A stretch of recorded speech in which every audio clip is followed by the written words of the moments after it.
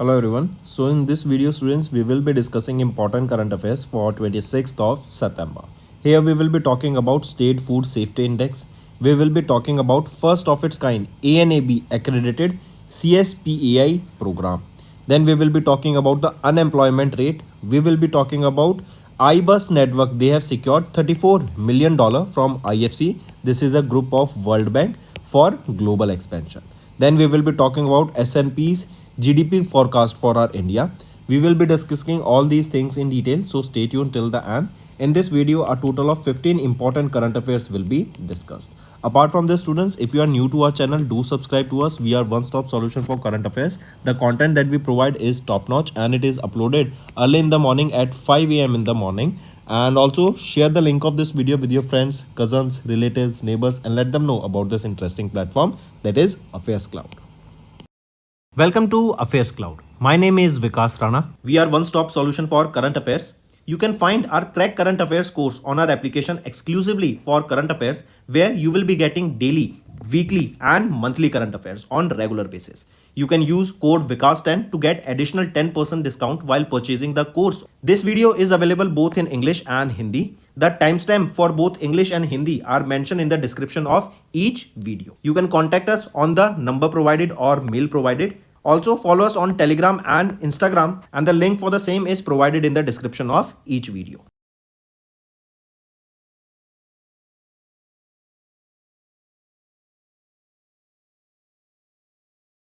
Also students, we have started a new initiative that is of handwritten notes. It is helpful to understand the news daily, time saving and very useful for your revision. We aims to cover 15 questions via handwritten notes in upcoming bank exams. These handwritten notes are available on daily current affairs content PDF at our mobile application and website careerscloud.in. Only our Crack Current Affairs subscribers will be able to access these handwritten notes. A sample PDF of the handwritten notes will be available in the description. Let's start with national affairs. We are talking about State Food Safety Index. This State Food Safety Index is released by which organization? It is released by FSSAI. What does this FSSAI stands for? Food Safety and Standards Authority of India. So they have recently released the 6th edition of the State Food Safety Index, and in this 6th edition, which is the state that has secured the top position? It is Kerala, that has secured the first position for the second consecutive year. Right? Take a note of this. What does this State Food Safety Index basically talks about? It talks about on 5 parameters, right? Basically, it talks about the food testing infrastructure, the training capacity, the consumer empowerment, right? And we are talking about that how much proper food is available in that area. What is the quality of that food? How easily it is available, correct? So it is Kerala that has secured the first position here for the second consecutive time. If we look at the further states, it is first position of Kerala, second Tamil Nadu, third Jammu and Kashmir, and fourth it is Gujarat here. Right? Take a note of this. Then, who is the chairperson of FSSAI? Apurva Chandra. Where is the headquarter? It is in New Delhi and established in 2008.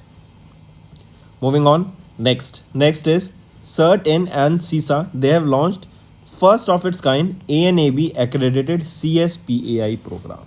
Now, first of all, what is this CERT-In?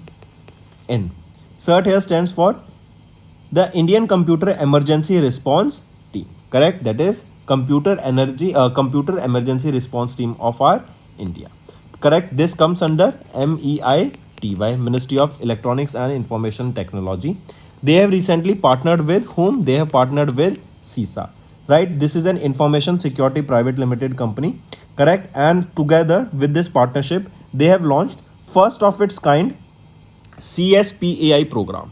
CSPAI program. What is this? This is your security.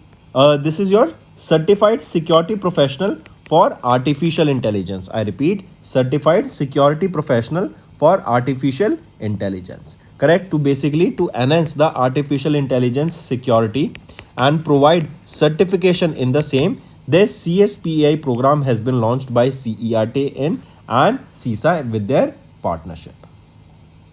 correct? This will basically promote the triple P partnership, that is public private partnership between CERT and CISA.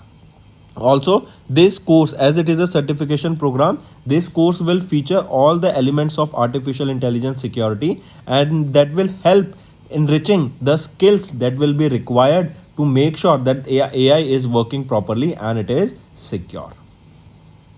Right? Then if we talk about CERT in here, who is the Director General here? Dr. Sanjay Bahl. And where is the headquarter? It is in New Delhi. Moving on. Next is 7th edition of NSSO annual periodic labor force survey was released, and here the unemployment rate has remained unchanged at 3.2% in July 2023 to June 2024. We know that in coming world everything will be used by artificial intelligence, right? So its security is also important, correct? That is the reason we were seeing this CSPI program, correct? And why I'm talking about this here is because in today's world we are seeing that there has been a job crisis in IT field because of the launch of artificial intelligence. We are seeing that the job market is slowly going down. There have been multiple layoffs also in multiple fields, correct? So, but if we talk about this data, 7th edition of NSSO, that is your National Sample Survey Office, right? They have released this periodic labor force survey, and in this it stated that the unemployment rate remains unchanged, that was at 3.2% as compared to July 2023 to June 2024. In this data only, the unemployment rate for the male aged 15 years and above saw a marginal decrease from 3.3% to 3.2%, while for the male aged above 15 years and above, this has increased from 2.9 to 3.2%.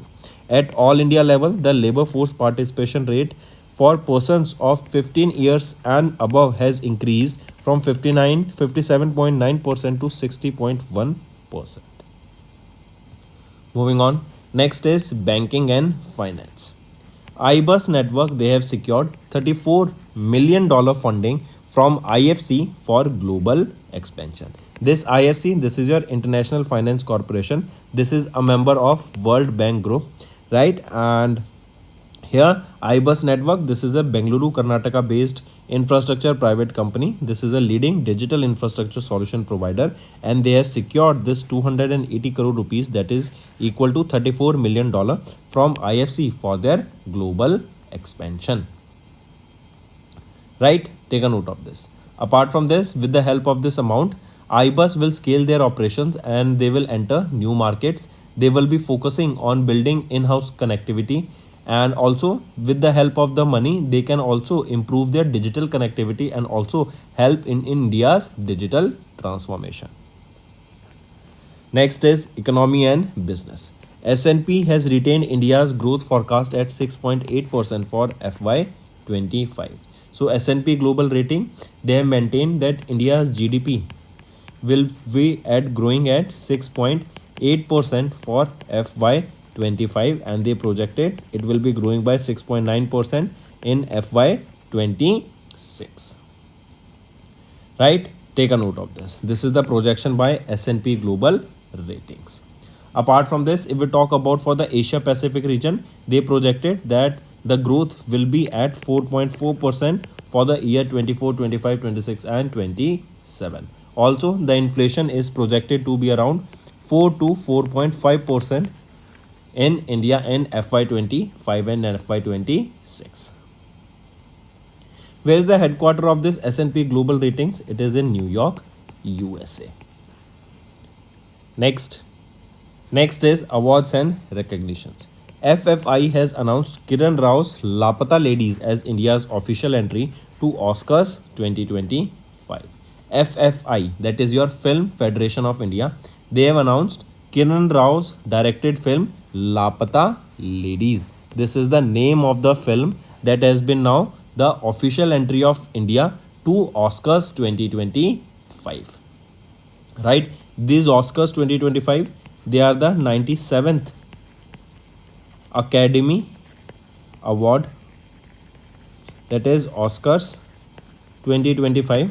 They will be held where? Location Los Angeles in California. Correct? Take a note of this. So for Oscars 2025, that is for the 97th Academy Awards, India's official entry is Lapata Ladies. Next, in 2023, India submitted Malayalam film 2018 Everyone is a Hero as their official entry. Apart from this, Malayalam film Atam, which won the 70th National Film Award for the Best Feature Film in 2024, and Payal Kapadia's All We Imagine as Light has won Grand Prix, the second highest award of the Cannes Film Festival in May 2024. Next, we are talking about Riya Singha. Riya Singha is from Gujarat and she has been now crowned as the Miss Universe India 2024. This pageant was held in Jaipur, Rajasthan, where she was crowned as Miss Universe India. Now, after this, Riya will now represent India at the 73rd Miss Universe 2024 pageant that is scheduled to be held in Mexico in November 2024. Correct? Take a note of this.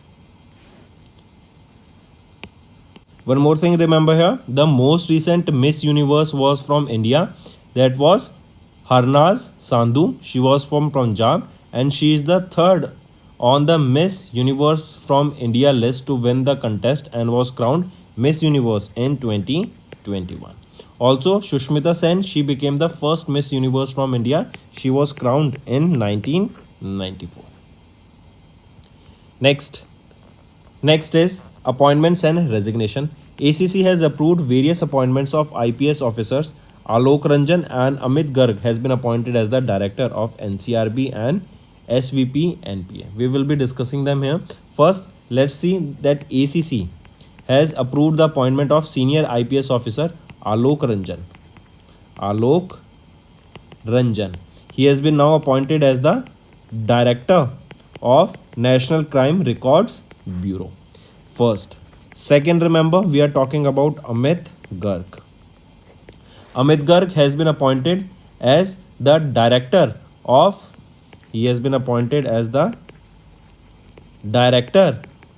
Sardar Vallabhbhai Patel National Police Academy with immediate effect, that is in Hyderabad, Telangana. Correct? Alok Ranjan, he will be replacing Vivek Gogia. Correct? Take a note of this. Apart from this, if we talk about Praveen Ranjan, right? Let me give you some other appointments.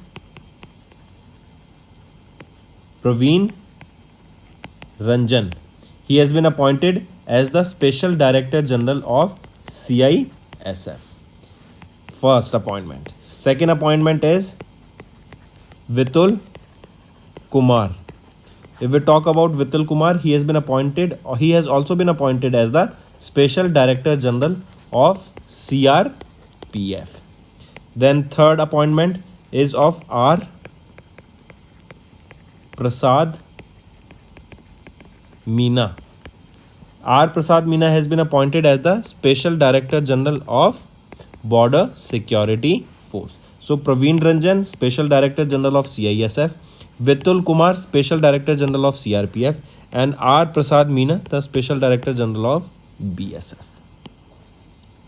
Moving on. Next is science and technology. China's Smart Dragon 3 rocket has launched 8 satellites from sea. This was China's 44th satellite launch of 2024. Also, it marks the 4th flight mission for SD-3 carrier rocket. If we talk about these 8 satellites, here you can see Tianzi 41. These are the 8 satellites total, right? Because 1, 2, 3, 4, 5, 6, 7 and 8. These are the 8 satellites that has been launched by China's Dragon 3 rocket recently. Moving on. Next is Russian Soyuz capsule successfully brings back 3 crew members from International Space Station. Right, I repeat, Russian spacecraft Soyuz MS-25, they have successfully brought 3 crew members, including 2 Russian cosmonauts and 1 from NASA, Tracy Dyson, back from International Space Station. Correct? As you can see, these are the 3 cosmonauts that has been brought back to Earth from the International Space Station. Take a note of this. One more thing, if we talk about International Space Station, remember it is the largest ever station ever built. It is placed in the low Earth orbit. It is maintained by NASA, JAXA, Roscosmos, European Space Agency, Canadian Space Agency. Right? Now you tell me, your homework is to name the space station that will be launched by our India or by ISRO. What is the name of that? Moving on. Next is DRDO has transferred high altitude sustenance technologies to Power Grid Corporation of India Limited. Correct? I repeat, the Defense Institute of Physiology and Allied Sciences, that is a key laboratory that comes under DRDO, handed over critical high altitude sustenance technologies to Power Grid Corporation of India Limited. Correct? And here this DIPAS, correct, this is a renowned for high altitude research and has developed various solutions that includes your nutrition, ration scales, protective clothing, energy efficient shelters, and so on in the Himalayan region. Next is books and authors. Uttarakhand's Chief Minister Pushkar Singh Dhami has released a book titled खाकी में स्थित प्रज्ञा. I repeat, खाकी में स्थिता प्रज्ञा, एक IPS अधिकारी की स्मृतियां एवं अनुभव. Right, this is the name of the book that has been launched by or released by the Chief Minister of Uttarakhand, Pushkar Singh Dhami. Correct, this was launched at the Institute of Research, Development and Training Auditorium, that is in Dehradun, Uttarakhand. The book authored by Anil Rautri, former Director General of Police of Uttarakhand, and it is being published by Windsor Publishing and Corporation. Right? Next is Tamil Nadu's Governor R.N. Ravi has released the book Sri Rama in Tamilgam. I repeat, the name of the book is Sri Rama in Tamilgam, an inseparable bond. This book has been released by whom? It has been released by R.N. Ravi, the Governor of Tamil Nadu. Correct. This book was authored by the husband-wife duo, that is Dr. D.K. Hari and Dr. D.K. Hemahari. And this book was released during a function that was organized at Raj Bhavan in Chennai, Tamil Nadu. And this book will be published by Rare Publications. Correct. This book is written in 3 languages: English, Hindi, and Tamil. Next we are talking about important days. World Rose Day is observed, or World Rose Day for cancer patients is observed on 22nd of September. This is basically to raise awareness about the cancer and to demonstrate solidarity with cancer patients and their beloveds globally. Correct? This World Rose Day, also known as the Day for the Welfare for Cancer Patients. Correct? Take a note of this. And it is observed on 22nd of September. Next is International Day of Sign Languages. It is observed on 23rd of September. This day is basically to create awareness about the sign languages that are used by deaf community, deaf people worldwide.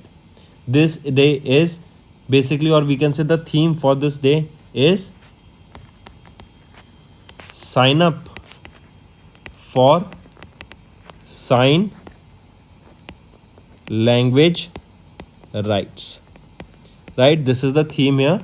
Sign up for sign language rights. This is the theme for the United Nations International Day of Sign Languages observed on 23rd of September. Correct? And this day was for the first time observed in 2018. So that's all for the day, students. Now let's move to the one-liners. FSSAI's State Food Safety Index has been released, and it is Kerala that has secured the first position for second consecutive time. Then CERT and CISA, they have recently launched first of its kind ENAB accredited program. This is a cyber security program using artificial intelligence and in the field of artificial intelligence. Then 7th edition of NSSO periodic labor force survey was released, and the unemployment rate has remained unchanged at 3.2% in July 2023 to June 2024. Then IBUS network, they have secured $34 million from IFC for global expansion. S&P has retained India's growth forecast at 6.8% for FY25.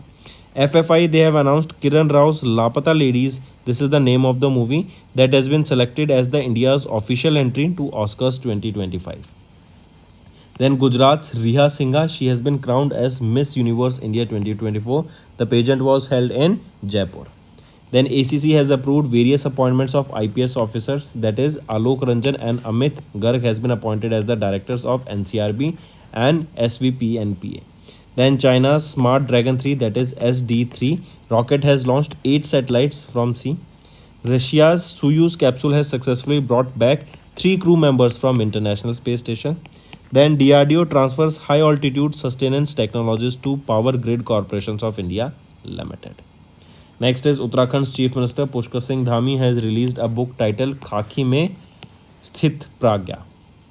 Then Tamil Nadu's Governor R.N. Ravi has released the book Sri Rama in Tamilgam, an inseparable bond, authored by husband-wife duo Dr. D.K. Hari and Dr. D.K. Hema Hari. Then World Rose Day for Cancer Patients observed on 22nd September and International Day of Sign Languages observed on 23rd of September. So that's all for the day, students. I hope the session was up to the mark. Now let's move to some revision part. Next, name the world's first artificial intelligence and deep learning powered health monitoring app that was recently launched by Bisam Pharmaceuticals in Hyderabad, Telangana. It is Quick Vitals, right? So this is Quick Vitals. This is an AI powered health monitoring app launched by Bisam Pharmaceuticals, and this is the world's first AI powered health monitoring app.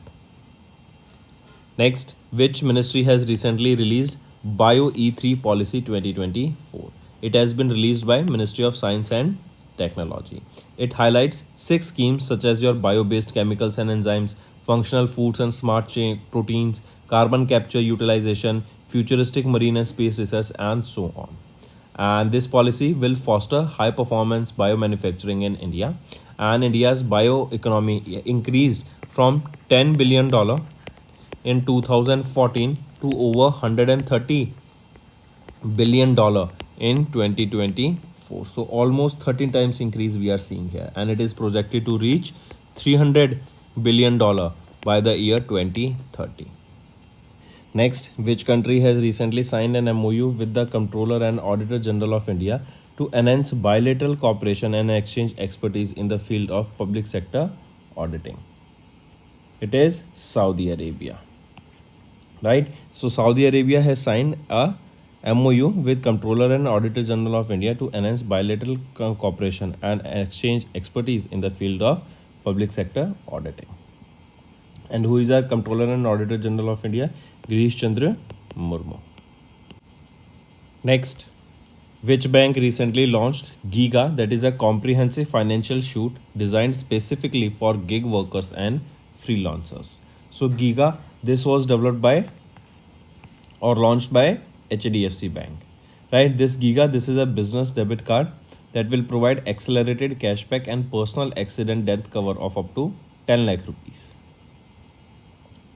Next, who has been recently reappointed as the Managing Director and Chief Executive Officer of Central Depository Service Limited of India?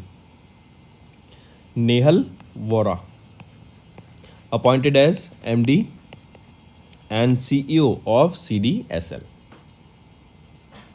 Next, who has been recently appointed as the Director General of CISF, Central Industrial Security Forces? So, Rajvinder Singh Bhatti. He has been appointed as the Director General of CISF. He will succeed whom? He will be succeeding Anish Dayal Singh.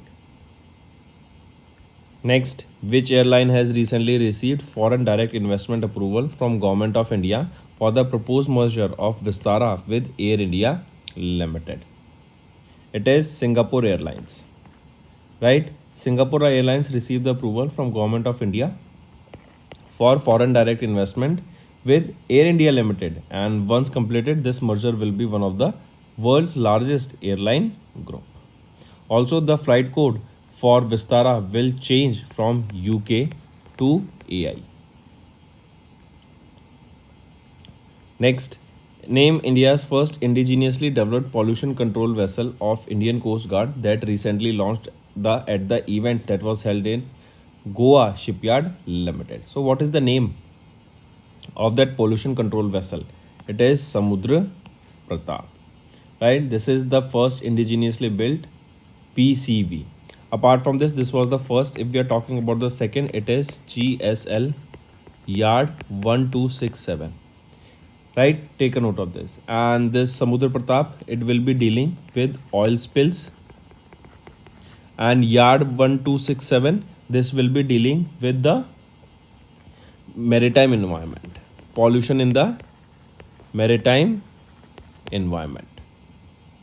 Next, in India, in August, India launched its first survey of high-risk glacial lakes in the Tuang and Dibang Valley of Dash. So this Tuang and Dibang Valley, they are in Arunachal Pradesh, and India has launched the first ever high-risk glacial lake survey in this state. This will evaluate the geo-coordinates, boundaries, elevation, and other land patterns to install early warning systems and weather stations. Next is name the Indian athlete who has recently honored at the INS Satavahana, the Indian Navy submarine training establishment. So who is that Indian athlete? Jyoti Yaraji. Jyoti Yaraji, remember, for her groundbreaking achievement as the first female Olympic hurdler from India, Jyoti Yaraji became the first Indian athlete ever to represent India in the women's 100-meter hurdles event. Right, and this INS Satavahana, this is the premier submarine training establishment of the Indian Navy, and this comes under the Eastern Naval Command. Next is our homework, students. You have to give me 3 important current affairs related to the defense sector. If you find the session interesting, do hit the like button, students. Also comment below and let us know what are your views for the same. Now students, let's move to the Hindi segment of this video. Hello everyone, तो आज की video में हम 26 सितंबर के important current affairs discuss करेंगे। ये session काफ़ी important रहेगा स्टूडेंट्स, एंड तक बने रहिएगा। आज की वीडियो में हम 15 इंपॉर्टेंट करंट अफेयर्स डिस्कस करेंगे, जिसमें से कंटेंट रहेगा जैसे स्टेट फूड सेफ्टी इंडेक्स के बारे में हम बात करेंगे। देन हम आर्टिफिशियल इंटेलिजेंस के ऊपर सिक्योरिटी कैसे इंप्रूव कर सकते हैं उसके ऊपर हम बात करेंगे। अनएम्प्लॉयमेंट रेट की बात करेंगे। हम बात करेंगे आईबस नेटवर्क को अभी $34 मिलियन की फंडिंग मिली है IFC से, जो कि एक वर्ल्ड बैंक ग्रुप का पार्ट है, ताकि इनका ग्लोबल एक्सपेंशन हो सके। यहीं पे S&P ग्लोबल ने इंडिया की GDP ग्रोथ रेट प्रोजेक्ट करी। इन सभी चीज़ों को हम डिटेल में डिस्कस करेंगे, एंड तक बने रहिएगा। ऑल्सो स्टूडेंट्स, अगर आप नए हैं और अभी तक आपने हमें सब्सक्राइब नहीं किया है तो जल्द से जल्द जाके सब्सक्राइब कर ले। We are one stop solution for current affairs. जो कंटेंट हम आपको प्रोवाइड कराते हैं बहुत इंटरेस्टिंग एंड सिंपलिस्टिक वे में कराते हैं, ताकि आपके कॉम्पिटिटिव एग्जाम्स में आपको काफ़ी उसका बेनिफिट देखने को मिल सके। Welcome to Affairs Cloud. My name is Vikas Rana. We are one-stop solution for current affairs. You can find our Crack Current Affairs course on our application exclusively for current affairs, where you will be getting daily, weekly and monthly current affairs on regular basis. You can use code VIKAS10 to get additional 10% discount while purchasing the course. This video is available both in English and Hindi. The timestamp for both English and Hindi are mentioned in the description of each video. You can contact us on the number provided or mail provided. Also follow us on Telegram and Instagram, and the link for the same is provided in the description of each video.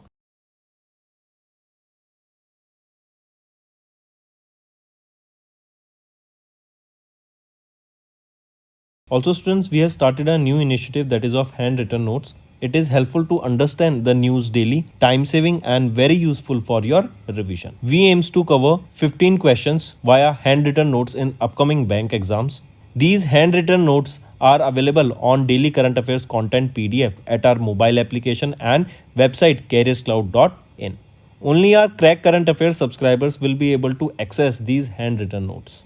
A sample PDF of the handwritten notes will be available in the description. फिर आ जाते हैं students national affairs पे। सबसे पहले हम बात करेंगे state food safety index की। ये रिपोर्ट अभी रिलीज़ की गई है। इसका 6वां एडिशन ये रिलीज़ किया गया है। किसके द्वारा रिलीज़ की गई? फसाई के द्वारा इसको रिलीज़ किया गया। फसाई क्या है? Food safety and standards authority of India. इस 6ठे एडिशन में किस स्टेट ने टॉप किया? केरला स्टेट ने यहाँ पे टॉप किया है। इनकी first position I, and second consecutive time इन्होंने यहाँ पे टॉप किया है इस इंडेक्स में। करेक्ट। फिर यहीं पे याद रखेंगे ये रिलीज़ किया गया था during the second global food regulator summit जो कि भारत मंडपम न्यू दिल्ली में हुई थी। करेक्ट। एक और चीज़ यहाँ पे फूड से रिलेटेड कि खाना वहाँ पर कैसा प्रोवाइड कराया जाता है, कितना हेल्दी है, कितना अच्छा रहता है वो हमारी सेहत के लिए, कितना न्यूट्रिशियस फूड उसमें कंटेंट रहता है, इन सभी चीज़ों को यहाँ पे ध्यान दिया जाता है। करेक्ट। इसी के साथ साथ कितने वहाँ पे लोगों के पास लाइसेंस होल्डर हैं फूड को डिस्ट्रीब्यूट करने के लिए, क्या है फूड टेस्टिंग इंफ्रास्ट्रक्चर है वहाँ पर, इन सभी चीज़ों को ध्यान में रखा जाता है। तो केरला की फर्स्ट पोजीशन रही यहाँ पर। एक लिस्ट देखते हैं, Kerala first, Tamil Nadu second, third Jammu Kashmir and fourth पर गुजरात आता है। चलिए नेक्स्ट पे आते हैं। नेक्स्ट हम बात कर रहे हैं CERT-in मतलब computer emergency response team, Indian computer emergency response team. Correct. ये ministry of electronics and information and technology के अंडर आता है। इन्होंने सीसा के साथ यहाँ पे पार्टनर किया ताकि एक CSPAI प्रोग्राम को लॉन्च किया जा सके। ये क्या है? Certified security professional for artificial intelligence. मतलब AI हम जानते हैं आजकल बहुत बूम पर है, ग्लोबली AI की बातें चल रही हैं, हर फील्ड में AI को इनकॉर्पोरेट किया जा रहा है। तो AI की सिक्योरिटी बहुत होना इंपॉर्टेंट है। AI जो प्रोग्राम्स बनाएंगे उनमें सिक्योरिटी इंप्लीमेंट करना बहुत ज़रूरी है। करेक्ट। और इसीलिए ये ANAB accredited security certified security professional for artificial intelligence इस प्रोग्राम को लॉन्च किया गया है। करेक्ट। इसके थ्रू हम देखेंगे सर्टिफिकेशन कोर्स होंगे, लोगों को यहाँ पे ट्रेनिंग प्रोवाइड की जाएगी। करेक्ट। उनको ट्रेनिंग की बेसिस पे जब वो अपनी ट्रेनिंग पूरी कर लेंगे तो यहाँ पे सर्टिफिकेशन भी प्रोवाइड कराया जाएगा। और एक और चीज़ यहाँ पे याद रखेंगे, CERT-in के यहाँ पे जो डायरेक्टर जनरल हैं वो कौन रहेंगे? डॉक्टर संजय भैल। नेक्स्ट पे आते हैं। नेक्स्ट हम बात कर रहे हैं 7th एडिशन ऑफ NSSO के पीरियोडिक लेबर फोर्स सर्वे की। NSSO क्या है? नेशनल सैंपल सर्वे ऑफिस, और नेशनल सैंपल सर्वे ऑफिस ये ministry of statistics and programme implementation के अंडर आता है। एंड इनके द्वारा अभी 7वां एनुअल रिपोर्ट रिलीज़ की गई of periodic labour force survey की। ये आपकी जुलाई 2023 से लेके जून 2024 तक का ये डाटा दिखाता है। और ये बताता है कि जो अनएम्प्लॉयमेंट रेट है ना रिमेन्स अनचेंज, उसमें कोई हमें चेंज नहीं देखने को मिला, जो कि है 3.2% का। इसी के अलावा कुछ और डाटा देखते हैं। जैसे अगर हम बात करें अनएम्प्लॉयमेंट रेट की फॉर मेल जो कि 15 साल से अबव है, उसमें हमें मार्जिनल डिक्रीज देखने को मिला फ्रॉम 3.3% टू 3.2% जुलाई 2023-24 में। वहीं पर अगर हम बात करें फीमेल की तो वो बढ़ गई अनएम्प्लॉयमेंट रेट थोड़ी।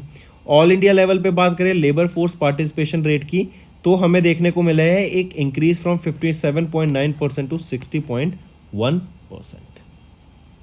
नेक्स्ट पे आते हैं बैंकिंग एंड फाइनेंस। अभी आईबस नेटवर्क इन्होंने सिक्योर किया है $34 मिलियन का एक फंडिंग, मतलब हम बोले तो 280 करोड़ रुपए का ये इन्वेस्टमेंट मिला है इनको। कहाँ से मिला है? IFC से, इंटरनेशनल फाइनेंस कॉरपोरेशन। ये वर्ल्ड बैंक ग्रुप का आर्म है। करेक्ट। एंड ग्लोबल एक्सपेंशन के लिए, ताकि अपने बेटर इंफ्रास्ट्रक्चर को और अच्छा कर सके, बेटर सर्विसेज प्रोवाइड करा सकें। करेक्ट। नई टेक्नोलॉजी पे काम कर सकें।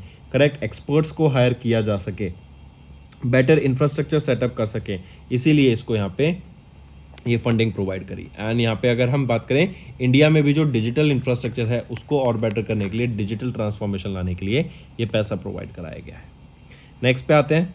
नेक्स्ट है इकोनॉमी एंड बिजनेस। अभी S&P ग्लोबल राइट इन्होंने रिटेन करी S&P ग्लोबल रेटिंग्स, इन्होंने जो इंडिया की GDP फॉरकास्ट है वो कितनी प्रोजेक्ट करी है? FY25 के बारे में बता दो एंड FY26 के बारे में बता दो।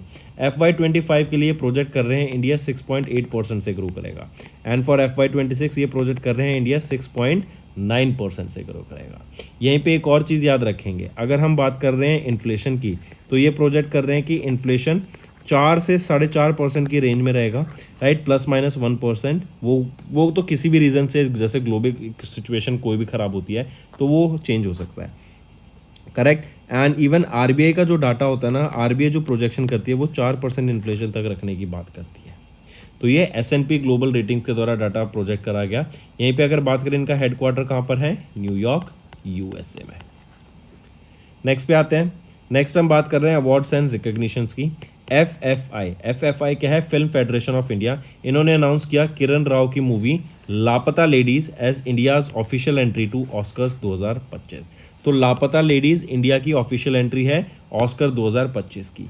ये आपके ऑस्कर्स 97th अकेडमी अवार्ड्स है, जिनको हम ऑस्कर्स 2025 बोलते हैं। करेक्ट। ये कहाँ पर होंगे? लॉस एंजलिस कैलिफोर्निया में होंगे 2025 में। चलिए नेक्स्ट पे आते हैं।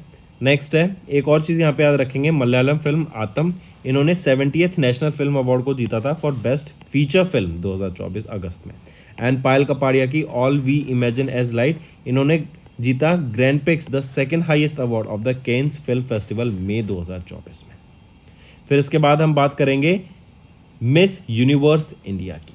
गुजरात की रिया सिंघा, आप इनको पिक्चर में देख सकते हैं, इनको क्राउन किया गया मिस यूनिवर्स इंडिया 2024। ये कहाँ पर हुआ था पेजेंट? ये आपका जयपुर राजस्थान में देखने को मिला था। एंड इस विक्ट्री के बाद रिया सिंघा अब रिप्रेजेंट करेंगे इंडिया को at the 73rd miss universe 2024 में। वो कहाँ पर होगा? वो मैक्सिको में होगा। इसी के अलावा याद रखेंगे मिस यूनिवर्स 2021 कौन बनी थी? वो थी हरनाज सांधू, जो कि पंजाब से हैं। रिया सिंघा कहाँ से हैं? गुजरात से हैं। अगर मैं बात करूँ इंडिया की पहली मिस यूनिवर्स जीतने वाली महिला कौन बनी थी? वो थी सुष्मिता सेन। कब? 1994 में। नेक्स्ट पे आ जाते हैं। नेक्स्ट है अपॉइंटमेंट्स एंड रेजिग्नेशन। तो अभी एसीसी ने अप्रूव करी हैं कुछ अपॉइंटमेंट्स। जैसे अगर हम देखें, सबसे पहले हम बात करते हैं आलोक रंजन जी की। आलोक रंजन एक आईपीएस ऑफिसर हैं, इनको डायरेक्टर अपॉइंट किया गया है नेशनल क्राइम रिकॉर्ड्स ब्यूरो का, एनसीआरपी का। देन ये किनको सक्सीड करेंगे? ये सक्सीड करेंगे विवेक गोगिया को। सेकेंड अपॉइंटमेंट याद रखेंगे अमित गर्ग। अमित गर्ग को यहाँ पे अपॉइंट किया गया है डायरेक्टर ऑफ सरदार वल्लभ भाई पटेल नेशनल पुलिस अकेडमी का। फिर इसी के अलावा तीसरी अपॉइंटमेंट याद रखेंगे, वो आ जाती है प्रवीण रंजन की। प्रवीण रंजन की, इनको स्पेशल डायरेक्टर जनरल अपॉइंट किया गया है सीआईएसएफ का। चौथी अपॉइंटमेंट है वितुल कुमार की। वितुल कुमार को स्पेशल डायरेक्टर जनरल अपॉइंट किया गया है सीआरपीएफ का। एंड फिफ्थ अपॉइंटमेंट आ जाती है आर प्रसाद मीना की। आर प्रसाद मीना की, इनको स्पेशल डायरेक्टर जनरल अपॉइंट किया गया है बॉर्डर सिक्योरिटी फोर्स का। राइट, तो ये 5 अपॉइंटमेंट मार्क करके चलेंगे। नेक्स्ट पे आ जाते हैं फिर साइंस एंड टेक्नोलॉजी। तो अभी चाइना के स्मार्ट ड्रैगन 3SD3 रॉकेट के द्वारा 8 सैटेलाइट्स को लॉन्च किया गया फ्रॉम द सी। ये चाइना का 44th लॉन्च था ऑफ 2024 एंड 4th फ्लाइट थी आपकी SD3 रॉकेट की। आप यहाँ पे ये वो 8 सैटेलाइट्स देख सकते हैं, पहली, दूसरी, तीसरी, चौथी, 5वीं, 6ठी, 7वीं एंड 8वीं। ये वो 8 सैटेलाइट्स हैं जो लॉन्च की गई हैं।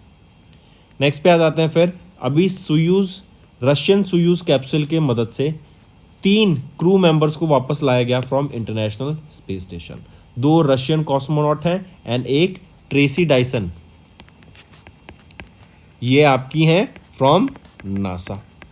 2 रशियन कॉस्मोनॉट कौन है? ओलेग कोनोन्कोव एंड निकोलाई चुब, ये 2 हैं आपके रशियन कॉस्मोनॉट। एंड एक है Tracy Dyson from NASA. And इनका जो ये सोयूज कैप्सूल है, इसने सक्सेसफुली लैंड किया नियर कजाकिस्तान। चलिए एक और चीज़, इंटरनेशनल स्पेस स्टेशन की बात करें तो ये लो अर्थ ऑर्बिट में रहता है एंड इसको मेंटेन किया जाता है NASA, Roscosmos, JAXA, European space agency and Canadian space agency के द्वारा मिलकर। मूविंग ऑन, नेक्स्ट आ जाते हैं डीआरडीओ ने ट्रांसफर किया high altitude sustenance technology to power grid corporation of India limited. तो डायरेक्टली है जो defence institute of physiology and allied science है, DIPES, करेक्ट। ये एक की लैबोरेटरी है डीआरडीओ के अंदर एंड इन्होंने हैंड ओवर किया critical high altitude sustenance technologies to power grid corporation of India limited. Ultra या फिर हम बोले हाइट्स पे, जैसे पहाड़ों में, जम्मू एंड कश्मीर में, हिमालयन रीजन में, वहाँ पर करेक्ट, चैलेंजिंग कंडीशंस होती हैं एंड वहाँ पर इलेक्ट्रिसिटी पहुँचाना बहुत डिफिकल्ट होता है। तो डीआरडीओ के द्वारा ये हाई ऑल्टीट्यूड सस्टेनेंस टेक्नोलॉजी को ट्रांसफर किया गया टू पावर ग्रिड कॉर्पोरेशन, ताकि इन हाई ऑल्टीट्यूड एरियाज में भी इलेक्ट्रिसिटी को बनाकर सस्टेनली ईजीली यहाँ पे डिस्ट्रीब्यूट किया जा सके। ठीक है, चलिए नेक्स्ट पे आ जाते हैं बुक्स एंड ऑथर्स। उत्तराखंड के चीफ मिनिस्टर पुष्कर सिंह धामी जी के द्वारा एक बुक रिलीज की गई, खाकी में स्थित प्रज्ञा। राइट, ये बेसिकली बुक बताती है अबाउट द आईपीएस अधिकारी की स्मृतियाँ एवं अनुभव, उनके बारे में, उनकी लाइफ के बारे में, जो एक्सपीरियंस वो रहता है आईपीएस ऑफिसर्स का, उसके बारे में बताती है। इस बुक को ऑथर किया गया है किन के द्वारा? इस बुक को ऑथर किया गया है अनिल रातूरी, जो कि फॉर्मर डायरेक्टर जनरल है of police of Uttarakhand, and इसको पब्लिश किया जाएगा विंसर पब्लिशिंग कंपनी के द्वारा। एंड पुष्कर सिंह धामी जो कि चीफ मिनिस्टर हैं उत्तराखंड के, इनके द्वारा इस बुक को लॉन्च किया गया। फिर इसके अलावा एक और बुक याद रखेंगे, बुक का नाम है Shri Rama in Tamilagam and inseparable bond. इस बुक को ऑथर किया गया है हस्बैंड वाइफ डीओ के द्वारा, जो कि हैं doctor DK Hari and doctor DK Hema Hari, इनके द्वारा इस दोनों बुक को ऑथर किया गया, जो कि राजभवन चेन्नई तमिलनाडु में इसको लॉन्च किया गया।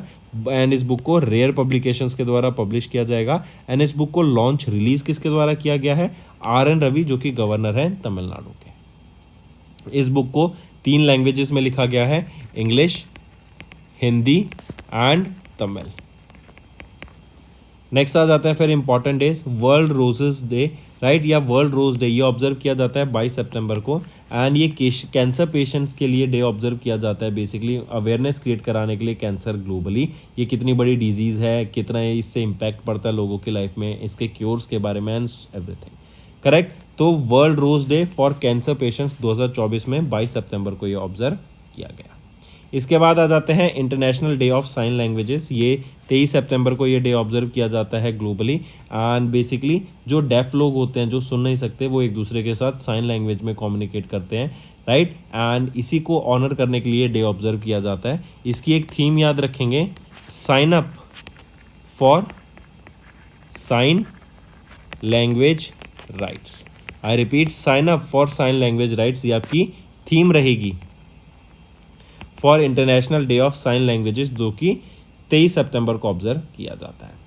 ठीक है, एंड इसी के साथ साथ international week of deaf people भी ऑब्जर्व किया जाता है, जो कि 23 से लेके 29 सितंबर तक हम ऑब्जर्व करते हैं। पहली बार इस डे को 2018 में ऑब्जर्व किया गया था, ये भी याद रखेंगे, फर्स्ट टाइम। करेक्ट, तो दोस्तों ये थे हमारे आज के इंपॉर्टेंट करंट अफेयर्स। अब आ जाते हैं वन लाइनर्स पर। फसाई के द्वारा स्टेट फूड सेफ्टी इंडेक्स को रिलीज किया गया, केरला ने टॉप किया for second consecutive time. CERT In and सीसा के द्वारा मिलकर पहला आपका एक सर्टिफाइड प्रोग्राम लॉन्च किया गया है, जो कि आर्टिफिशियल इंटेलिजेंस सिक्योरिटी के ऊपर काम करेगा। Then 7th edition of periodic labour force survey release किया गया NSSO के द्वारा, जहाँ पे अनएम्प्लॉयमेंट रेट बताया गया सेम रही 3.2% जुलाई 2023 से जून 2024 के बीच में। आईबस नेटवर्क ने सिक्योर किया $34 million from IFC for global expansion. S&P ने रिटेन किया इंडिया का growth forecast at 6.8% for FY25। FFI ने अनाउंस किया किरण राव की मूवी लापता लेडीज, ये ऑफिशियली एंट्री रहेगी ऑफ द ऑस्कर्स 2025 के लिए। देन गुजरात की रिया सिंघा, ये इनको क्राउन किया गया मिस यूनिवर्स इंडिया 2024। ACC ने अप्रूव किया various appointment of IPS officers, यहाँ पर आप देख सकते हैं। देन चाइना के ST3 rocket, smart dragon 3 rocket ने लॉन्च की 8 सैटेलाइट्स फ्रॉम सी। रशिया के सोयूज कैप्सूल ने सक्सेसफुली 3 क्रू मेंबर्स को वापस लाया ये इंटरनेशनल स्पेस स्टेशन से। देन DRDO ने ट्रांसफर किया high altitude sustenance technologies to power grid corporation of India limited. Then Uttarakhand के चीफ मिनिस्टर पुष्कर सिंह धामी जी के द्वारा बुक रिलीज की गई, खाकी में स्थित प्रज्ञा। देन तमिलनाडु के गवर्नर RN रवि ने रिलीज की book Shri Rama in Tamilagam and inseparable bond by doctor DK Hari and doctor DK Hema Hari. Then world rose day for cancer patients 22 सितंबर को ऑब्जर्व किया गया, and international day of sign languages 23 सितंबर को ऑब्जर्व किया गया। तो दोस्तों ये थे हमारे आज के इंपॉर्टेंट करंट अफेयर्स। सेशन पसंद आए तो वीडियो को लाइक ज़रूर करना, एंड अब चलते हैं कुछ रिवीजन पार्ट पर। Which day is declared as world rural development day by United Nation General Assembly. तो किस डे को डिक्लेयर किया गया है? 6 जुलाई को डिक्लेयर किया गया, और उन्होंने बोला पहली बार हम इसको कब ऑब्जर्व करेंगे, इनॉग्रल एडिशन कब होगा इस डे का? 2025 में। तो 2025 में 6 जुलाई से हर 6 जुलाई को हम ऑब्जर्व करेंगे world rural development day. Aim क्या रहेगा इस डे का, जैसा नेम सजेस्ट कर रहा है कि रूरल एरियाज में हम डेवलपमेंट को पहुंचा सकें, वहां पे लोगों को सस्टेनेबल डेवलपमेंट गोल के बारे में अवेयर करा सकें। Next, which country has recently became the 101st country to join international solar alliance, वो है नेपाल। और अगर मैं बात करूं पैराग्वे, ये 100 कंट्री बनी थी जिन्होंने इंटरनेशनल सोलर अलायंस को ज्वाइन किया था। स्पेन 99th कंट्री बनी थी to join the international solar alliance. Next, which bank has recently launch MTS RuPay national common mobility prepaid card, तो किस बैंक के द्वारा लॉन्च किया गया? Direct and simple question, state bank of India के द्वारा इसको लॉन्च किया गया है। Next, who has recently elected as the chairperson of the committee of parliament on official languages, तो कौन है? तो वो याद रखेंगे अमित शाह हैं, राइट। इनको रिलेक्ट किया गया है, ये इनका सेकंड टर्म रहेगा। एंड अभी याद रखेंगे हमने 75 years of Hindi being official language जो इलेक्ट की गई थी 1949 में, करेक्ट, उसको यहाँ पे ऑनर करने के लिए इवेंट हमें अभी देखने को मिला, करेक्ट। एंड हिंदी ये देवनागरी स्क्रिप्ट में लिखी जाती है एंड इसको ऑफिशियल लैंग्वेज डिक्लेयर किया गया है in 1949। It is one of the official languages among the 22 official languages of India. Next, किस कंपनी ने रिसेंटली अनाउंस किया प्लान्स टू सेटअप इंडिया का पहला multi sensor all weather high revisit earth observation satellite constellation को? तो ये है नाइब space private limited. इससे क्या होगा, इंडिया का जो स्पेस सेक्टर है उसमें काफ़ी ग्रोथ देखने को मिलेगी। डिफेंस सेक्टर में हमें काफ़ी ज़्यादा सिक्योरिटी देखने को मिलेगी। इवन एग्रीकल्चर सेक्टर में हम देखेंगे तो इसकी मदद से जो हमारा इन्वायरमेंट आपका जो क्लाइमेट डाटा है वो यहाँ पर हम प्रोवाइड करा सकेंगे फार्मर्स को for better decision making. Next, Himalaya दिवस या फिर हिमालय डे कब ऑब्जर्व किया जाता है? 9 सितंबर को हम ये डे ऑब्जर्व करते हैं, मार्क करके चलेंगे। फिर 29 मई को हम इंटरनेशनल एवरेस्ट डे ऑब्जर्व करते हैं। यहीं पे अगर हम बात करें 20 जुलाई को हम ऑब्जर्व करते हैं international moon day. Next, Max Ventures investment holdings, इन्होंने डाइवर्स किया कितने % stake in Max financial service limited for 1218 crore rupees through an open market transaction, तो उन्होंने 3.18% यहाँ पे डाइवर्स्ट किया।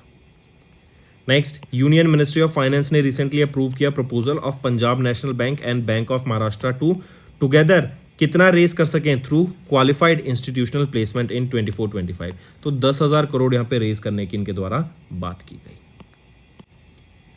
Next, which of the following points are correct? अभी अबू धाबी के क्राउन प्रेसिडेंट ने विजिट किया था to India on the invitation of prime minister Narendra Modi, तो यहाँ पे देखें तो तीनों ऑप्शन इनके बिल्कुल सही हैं।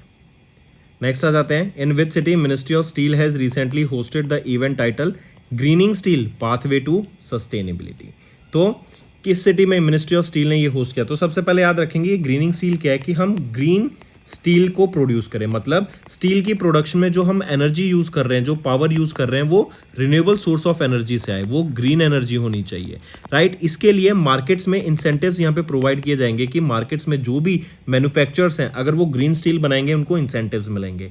वहीं पर अगर कोई इस प्रोडक्ट को परचेज करेगा, ग्रीन स्टील को बाय कर रहा है, तो उनको भी यहाँ इंसेंटिव्स दिए जाएंगे कि वो ग्रीन स्टील को ही परचेज करें, तो उनको इंसेंटिव्स मिलेंगे। इससे क्या होगा, ग्रीन स्टील की डिमांड बढ़ेगी एंड इसी चक्कर में जो मैन्युफैक्चरर्स हैं वो renewable energy and green energy को यूज करेंगे, इससे पॉल्यूशन कम होगा। तो किस सिटी में मिनिस्ट्री ऑफ स्टील ने ये green steel pathway to sustainability को अभी इवेंट को होस्ट किया? तो ये न्यू दिल्ली में है।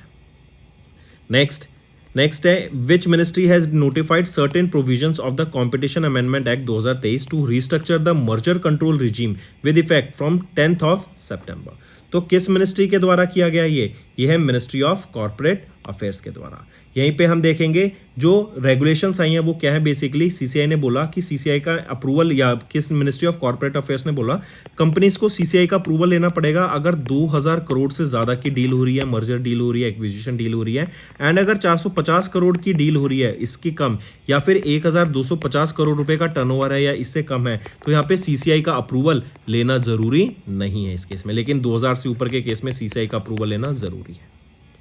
नेक्स्ट, किस ऑर्गेनाइजेशन ने इंट्रोड्यूस किया partnership for accelerated innovation and research pair initiative को? ये पेयर इनिशिएटिव क्या है? बेसिकली मान लो एक बड़ा इंस्टीट्यूट है जहाँ पे रिसर्च एंड डेवलपमेंट के लिए अलग अलग टेक्नोलॉजीज एंड फैसिलिटीज अवेलेबल हैं, तो ये छोटे इंस्टीट्यूशंस के साथ यहाँ पे पार्टनर कर सकेंगे इस इनिशिएटिव के अंडर, ताकि वो मिलकर यहाँ पे जो रिसर्च एंड डेवलपमेंट है उस पेस में बढ़ावा आ सके। करेक्ट, उसको और बेटर कर सके। तो ये तो हो गया पेयर इनिशिएटिव। तो पहला था पेयर इनिशिएटिव जो लॉन्च किया गया, एंड इसी के साथ साथ एक और इनिशिएटिव लॉन्च किया गया था, महा इनिशिएटिव। ये महा इनिशिएटिव क्या है, basically mission for advancement in high impact areas. जैसे आपके एआई आजकल जो सेक्टर्स हैं, right, AI, machine learning, defence sector, space sector, right, agriculture sector, तो जो आजकल के बड़े सेक्टर्स हैं, जो डिमांडिंग सेक्टर्स हैं, उनमें रिसर्च एंड डेवलपमेंट को प्रमोट किया जा सके, ये महा इनिशिएटिव था। तो ये दोनों इनिशिएटिव लॉन्च किसके द्वारा किए गए थे, अनुसंधान नेशनल रिसर्च फाउंडेशन के द्वारा, और इसकी अभी पहली मीटिंग चेयर की गई थी प्राइम मिनिस्टर नरेंद्र मोदी के द्वारा एट हिज रेजिडेंस। नेक्स्ट, उस कंट्री का नाम बताओ where the Indian navy's P-8I aircraft recently reach to participate the 16th edition of exercise Kakadu. तो इंडिया का P-8I एयरक्राफ्ट ने पार्टिसिपेट किया। ऑस्ट्रेलिया में ये एक्सरसाइज हुई थी, जहां पर ये थी एक्सरसाइज ककाडू, जिसमें 3000 से भी ज्यादा पर्सनल्स ने पार्टिसिपेट किया for more than 32 nations, and इसमें इंडिया के P-8I एयरक्राफ्ट ने पार्टिसिपेट किया of the Indian navy. Next, who will likely to become the world का पहला ट्रिलियनर 2027 तक। देखो, एक होता है मिलियन, मिलियन के बाद अगर 100,000 मिलियन हो जाए तो वो हो जाता है 1 बिलियन, और अगर 1000 बिलियन हो जाए तो वो हो जाता है 1 ट्रिलियन। तो वर्ल्ड का पहले ट्रिलियनर कौन बनने वाले हैं, वो हैं इलॉन मस्क, और एक्सपेक्टेड है कि ये 2027 तक वर्ल्ड के पहले ट्रिलियनर बन जाएंगे।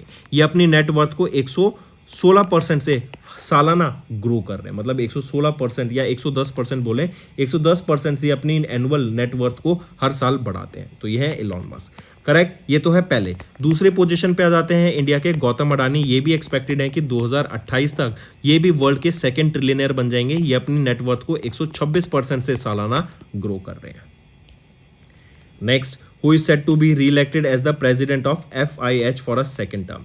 कौन है वो है, कौन बनने वाले हैं, मोहम्मद तैयब इकरम, राइट। ये अपॉइंट किए जाएंगे एज द, उनको रिलेक्ट किया गया है as the president of FIH second term के लिए। नेक्स्ट आ जाते हैं, which of the following is not one among the 6 senior advocates, जिनको अभी अपॉइंट किया गया ECC के द्वारा to serve as the additional solicitor general in the supreme court of India. तो इनमें से अगर हम देखें, तुषार मेहता वो नहीं है, बाकी 4 हैं जिनको अपॉइंट किया गया अभी।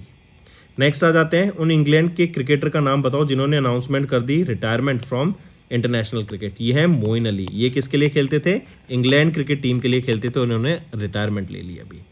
नेक्स्ट आ जाते हैं, which state has recently announce the formation of its state institution for transformation grit. ये हेल्प करेगा to realise the vision of विकसित और डेवलप फॉर स्टेट बाय 2047।